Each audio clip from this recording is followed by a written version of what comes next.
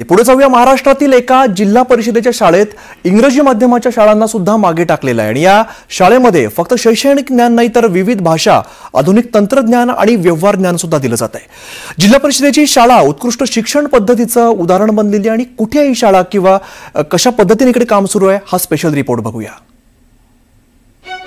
चांगल्या शिक्षकांची आणि जर लोकसहभाग आणि ग्रामस्थ यांची जर एक जोडी तयार झाली तर निश्चित एक आपल्यातून वेगळा काहीतरी निकाल आपल्याला पाहायला भेटू शकतो. याचं उदाहरण म्हणजे आमची शाळा आहे.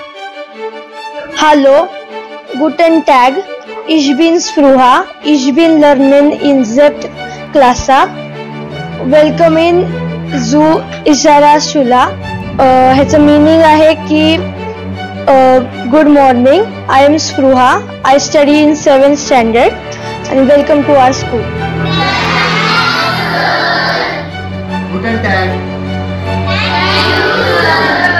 अस्खलित इंग्रजी आणि तितकीच भारी जर्मन भाषा बोलणाऱ्या या विद्यार्थिनींची शाळा आज राज्यातील एक उत्कृष्ट शाळा ठरली आहे. आणि ही कोणतीही मुंबई पुण्यातील हायफाय इंग्रजी शाळा नसून एक साधी जिल्हा परिषदेची शाळा आहे.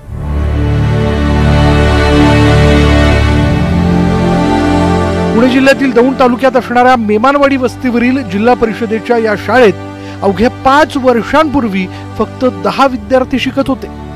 2019चा कोविडचा काळ होता. शाळेची भिंत मोडकळीला आलेली होती.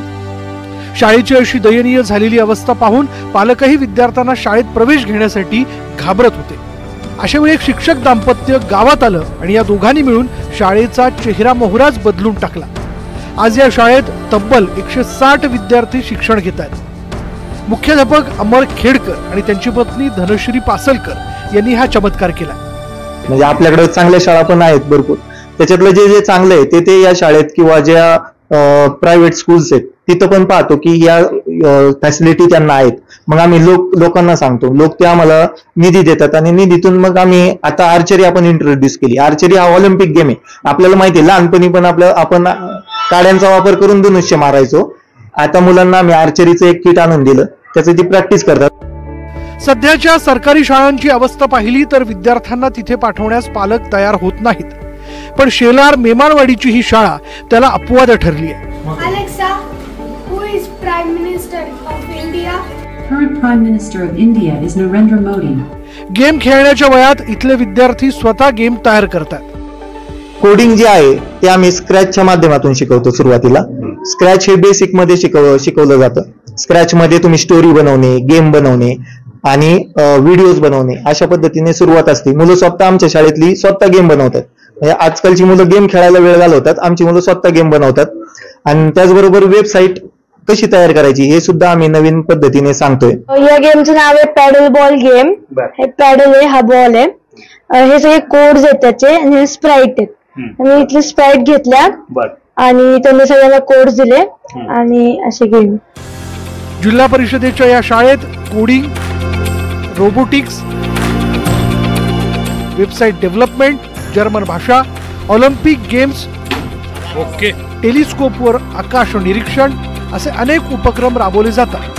त्यामुळे विद्यार्थ्यांनाही या शाळेत यायला मनापासून आवडतं. या शाळेमध्ये फक्त एक गोखणपट्टीच किंवा फक्त शाळेचाच अभ्यास नाही तर त्याच्या पलीकडे जाऊन या ठिकाणी मुलांना एबेकस सारख्या क्लासेसच्या माध्यमातून वेगळं ज्ञान दिलं जाते. कोडिंगचं दिलं जाते. त्याच्यानंतर आलेली बरेचशी मुलं आलेल्या पाहुण्यांचं इंग्लिशमध्ये मुलाखत वगैरे घेऊ शकतात. माझी मुलगी पहिली इंग्लिश मीडियमला होती पण तिथं मराठीच्या काही सुधारणा नाही वाटली. त्याच्यामुळे मी तिला मराठी शाळेमध्ये टाकलं. सोमनाथ डोळे अध्यक्ष शाळेचे त्यांनी सजेस्ट केलं मला की छान आहे शाळा, तू एकदा ट्राय कर, पाठव इथं. मी तिला पाठवली, त्याच्यामध्ये खूप छान प्रगती झाली.